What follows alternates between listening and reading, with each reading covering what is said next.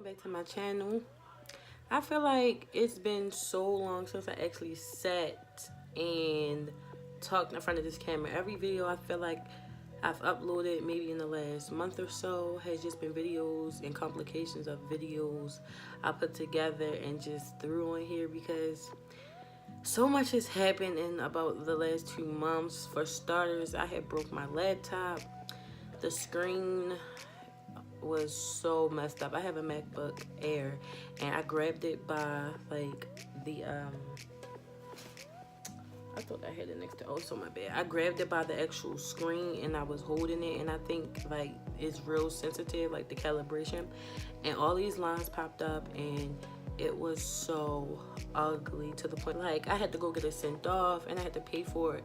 And the same month is my birthday, which I'll be getting to that. But my screen was messed up, and on top of that, I knew I would be starting school in a couple weeks, and money was tight because the holidays were literally around the corner when I broke it. I broke it in November. So you can imagine how frustrating, how sad I felt. Like, I didn't even get to send it off until maybe the first week of December, and I didn't have the money right away. So I had to wait for a month to even get it fixed. So it's just been so much. I just got it back the day after my birthday. So I got it back January the 7th. And it's perfect and I'm so happy. That's another reason I didn't want to do videos, because I'm like, where am I going to edit at? So I edited the couple videos that I did do on my phone, and that was hard. But I wanted to get those videos out, at least something. So that's what's been going on. I started school again and it's been a lot, you know, juggling with my daughter and whatnot. And my birthday just passed. I just turned 24 on January the 6th, which was last weekend. I had so much fun.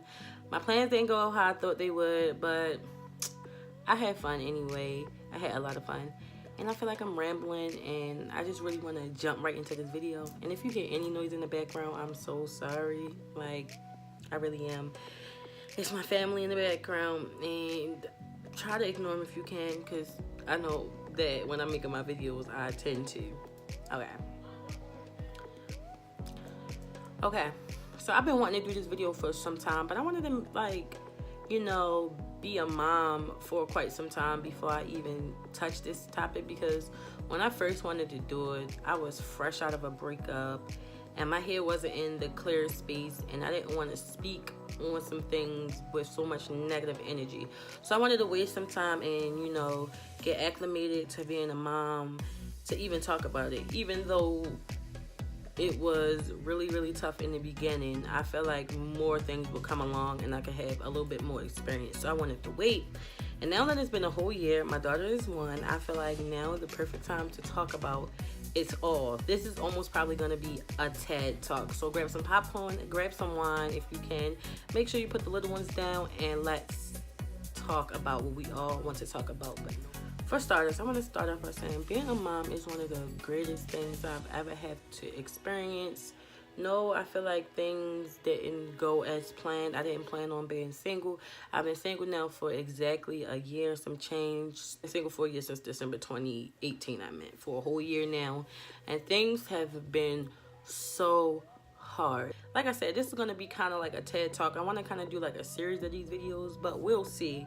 Because I'll say I want to do something and then I can't get the content out because, again, having a kid is so hard. I never knew it was this much. Like, maybe because I'm more so doing it by myself that is as hard, because I feel like maybe if you have a spouse, then it might not be as hard. But I know raising a kid, period, is hard work. So, let's talk about something a little bit more easier, like just adjusting to motherhood. I did one of these videos about when my daughter was 4 months, so about 8 months ago, but so much has changed from her being 4 months to 1. She transitioned from a baby to a toddler, even though she still thinks she's a baby. She tells me every day that she's basically a baby. She comes to me every day and she says, baby, like, Kalani, you're not a baby anymore, but she insists on being a baby, so whatever. The transition from baby to toddler is a little much. It actually is a lot. It's honestly a lot. And because I'm doing it by myself, It is so much. She went from not being able to even lift her neck up to all over my bed, all over the house. Don't want to keep still. Talks all day, but don't really say too much. She knows a couple words and she throws them together, and now she points. She know how to say hi, bye-bye, cat, baby, my brother's name, mom, dad, my mom. She knows how to say a bunch of little words, and she tries to put them together in almost sentences. But I understand what she's saying. Like, you just gotta really kind of pay attention. It's very rewarding, but it is very tiresome. I know we have a schedule now that pretty much works for us in the beginning. I cried every day with her for about the first 2 months until I could find a schedule that worked for both of us. We really cried together. Postpartum depression, which I don't want to spend too much time on because I could talk about it forever because it's so serious and not talked about enough. But we cried every day until I could get that schedule together because I couldn't sleep when she slept. I couldn't eat when she ate. It was all a mess. Like I had some help from her dad because we broke up like that week after she was born. So for like the first 5 days he helped, but it wasn't as bad. But I know I remember it still being stressful. And I know that even when you have a lot of help, because I do still have help from like my mom and my brother, but as far as spouse, no. And I still get a lot of help from my mom. My mom has been the biggest help throughout the year. When I mean the biggest help, I don't think I could have survived without her. She's literally taken like over some of my responsibilities so much because she see how hard it is for me. And I don't even know how, like I said, I don't even know how people have more than one kid, unless like you have twins, then like you're forced to have two at one time. But like one kid and then they have another kid and another and another. It is so hard. Like I commend you guys who have more than one kid because this one feels like 3, and I'm so like confused as to how people do this all day every day with more than one. Like I say I want another kid, but if I have another kid, if I have another kid, it will be so long from now. I'm 24 now. If I have another kid, it'll be like, I'll probably be so close to 30. If not 30, I'll be like 28, 29. That's when I'm open to talking about another kid. I need for my first kid to be able to help me with my second kid. Like, there's no way. Like, I'm pretty sure, you know, the second kid definitely is help. Like, because when my mother had my brother, I was 9, and I definitely could help. So that was the transitioning from baby to toddler. It's a lot. She's very smart though, and I love her so much, and she's so pretty, and she just lights up my day. But it's not all smiles, giggles, and rainbows. It is some tough things. Like, it is very tough. It's the toughest thing I ever had to take on, which is so funny because I didn't even ever picture me, like, I didn't really picture me being a mom. I want to say, like, in some aspect I would say I wanted kids, but like if it happened, it happened. If it didn't, it didn't. It really wouldn't make a difference. I didn't plan on it, but it happened. And you know, I really didn't plan on being single. Now I want to talk about single mom and dating and all of that. So like I said, I've been single for a year, and sometimes it gets a little lonely, but when I look at her and I just realize it's not that bad, honestly. Like, and I wouldn't even really know how to go about like dating, like introducing my daughter to someone. I would have to be like really serious for me to be comfortable with even doing that. Now her father, that's a whole different subject, and he's moved on and I've moved on. He's moved on into something else, and we're both in 2 different points in our life right now, and we have different outlooks on certain things. So I don't want to talk about him. I just want to talk strictly about me. But me, myself, I don't feel comfortable just jumping into a relationship and introducing my kid to someone, and I don't know how long we'll last or if we'll last, and then she got to meet another person and another person and another person. Me personally, I'm not comfortable with that. I think I would have to be dating someone for at least 6 months before I even consider them dating. I mean, I would have to be really serious with them before I would even consider them to meet my daughter. Like, it's that serious. Like, I am not okay with her meeting just random people, and You know, I don't judge anyone because who am I? You know, but me personally, I'm not comfortable with that at all.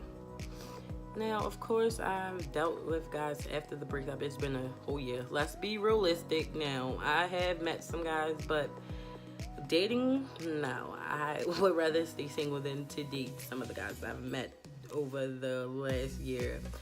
And I want someone I would want to bring home to like meet my mom. And some of the people I met are a little questionable, but you know, some people are just for the moment, and I'm okay with that. I feel like my whole thinking process has changed, and it is so hard. Like, I sleep better than when she was a newborn, but I still have to wake up every about 2 to 3 hours just to change her diaper.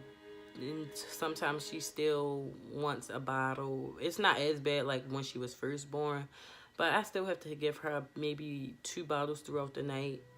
She's not on formula anymore. She's on, not whole milk, she's on lactate milk. The whole milk was bothering her, so we had to get that switch anyway. And since she's 1, she doesn't get formula anymore, and I know she misses the formula because she still thinks she's a baby. But she eats a lot, and she been transitioned into solid foods. They don't even give baby food anymore. She's like strictly on solid foods and the lactate milk, but she eats all day. She would eat all day if I let her, even if her stomach hurt. I'm like, no, Kalani, you're not hungry anymore, but let her hear bag ruffling, let her hear paper moving. She think it's food, her hands out. The girl loves to eat, and she's so little. It's just crazy. I'm like, where is this food even going? Where's it going? What can I say? Being a mom is definitely rewarding, though. Like, I would not change a thing about her. She is perfect. It's just me. It's gonna take still some adjusting to get used to certain things, because even though she's been here for a year, it's still hard to accept. I'm really a mom. Like, I still can't believe it. It's been a whole year, and I'm still like, I'm a mom. Like, wow. Sometimes I might forget. Like, I'll wake up and her foot is in my back, and I'm like, Kalani, for real? She's all over my bed, all over my head. She'll stand on my head if I let her. Like, she's so active. But I'm definitely gonna have one more kid, at least one. I think just one, maybe. I don't know. I might be one and done. I say a lot of things that I don't mean, so we'll put a pin in that. I am open to dating now. I wanted to give myself some time to heal and to actually feel the breakup before jumping straight into a relationship, because, you know, I don't judge people who do jump straight into a relationship after being with someone for so long, but me personally, I have to give myself time. I have to be able to get over that person, and I don't want to have any bitter feelings towards the person. I want to get over them and keep it moving, and then I'll be open to dating. And now that I've done that, I am open to dating and ready to see what else is out there, because the best is yet to come. Now I want to talk about being a mom and being a full-time student. So being a full-time mom and being a full-time student, and the course load, and how do I manage to juggle both? Well, right now I only have one class because it's winter right now. It's the winter semester, which this class is only 4 weeks, but I finished a 4-week class in 2 days. I just finished my class yesterday. I started Friday and finished Sunday, and all the stuff wasn't even due. All the stuff wasn't even due till this Saturday. So I did so good. I knocked all of that out. I am a person who's very organized, and I like to write down lists and checklists and check stuff off my list. That's how I really managed to get through things. I have a checklist, and I go through it and check it off one by one. Try to make little realistic goals, because I am a mom first. So I try to make sure she's laying down or asleep, or I'll wait till she leaves and go with her dad, and I'll try to do my homework. But everything has a deadline. So luckily, I only had one class, and this class is only worth 1 credit, but it had so much stuff to do for this one little credit. But the class was easy, so I finished that. But this week, not this week, next week, I start my 6 classes, and I have 18 credits on top of being a mom. So picture how stressed I'm about to be. But at the end of the day, I graduate this year. I'm happy, and I'm finally putting myself first. It is okay to be selfish. I don't know why people think that is such a bad thing. It's such a bad connotation behind being selfish, but you really need to put yourself first before you put X, Y, and Z in front of you, because at the end of the day, when they leave, you still gonna have yourself. Like, they're gonna be gone and you're still gonna be you. You're still gonna have yourself, and it is okay to be selfish. Don't let people make you feel bad for being selfish. So many people try to make me feel bad for being selfish, and I'm like, okay, and yes, I'm gonna be selfish. I always put people before me, always, and always end up miserable. No, you cannot depend on another person for your happiness. It don't work like that, because when they're gone, they taking that with them, and what you left with? Nothing. So no, I'm happy to finally be selfish. I have so many goals set for 2019, and I just been sitting back and I've been writing them out, and I have so much things in store, and I don't really want to talk about them. I just want to do them in silence, and then come back and be like, guys, I did X, Y, and Z, and y'all be like, oh my God, I didn't even know you was working on that. That's how I want to keep it moving. I want to be positive. It's so much going on in my life right now, and so many people trying to hold me back, and I have let so many people go already. It is okay to be by yourself. Don't try to fit into other people's lives when you outgrown them. You know, it is okay to outgrow people. You do not have to stay complacent in life. That is my biggest pet peeve right now. If you outgrow somebody, it's okay. You could be friends for 10 years. If you outgrow them, you outgrow them. It's okay. It don't have to be no bad blood. That's just what it is. But I have so many goals, and I really want to knock them off. Like, one of the biggest ones though right now is to graduate. I graduate so soon, and it's been a long time coming. In relationships, I tend to put school on the back burner. That's always been my problem. Now that I've been single, I've been so focused on school, and I've been doing really good, and my grades are finally back up. And see, I'm worried about me, and I'm doing great, you know? That's crazy. When I'm in a relationship, I put school on the back burner, and it should never be that way. Like, ever. Don't ever let somebody come in between you and your education, because that can go a really long way. I do believe people deserve second chances, so it's not always fair to cut somebody off if they did one little thing wrong and it really wasn't that serious. But see, I don't give out third, fourth, fifth, and sixth, and so on many chances, because you keep doing it, you created a pattern, and you think it's okay, and it's not okay. So sometimes you have to cut people out your life, people that you really love, and love them from a distance, and hope for the best for them from over there. But over here, we're good. We're good. We're going to be transparent though, and we're not going to judge people, and we're going to be positive, because I'm so used to being a Debbie Downer, and like, it's not fair. How come this person doing that? How come this person got that going on and I got this going on? I'm so focused on myself this year. Like, it's only like, what, 13 days into the new year, and I'm only worried about me. You know, not including my daughter. I meant like just me, as far as like friends and relationships. I'm worried about me, and I'm worried about getting my money, and I'm worried about staying clear of the drama. And I feel like that's the best thing that I could do for myself right now, is I love myself, surround myself around people who I feel like have the same goals as me, and just stay positive. I feel like y'all is like my cousins. You know how people always strive to be someone's best friend? I want to be like somebody's cousin. Like, my cousins are like some of the greatest people I ever met. Like, I love being like, cousin, guess what happened today? Like, I feel like you guys are almost my cousins. You guys have become so interactive since I started this platform, and I'm so grateful. That's all I have for this video. I can't wait till you guys see what I have in store. Like I said, I'm thinking about doing a TED Talk mini-series about things that's going on in my life. I will keep you guys posted on that. But before you leave this video, make sure you like it, give it a thumbs up, and don't forget to subscribe to my channel before you guys leave. Bye.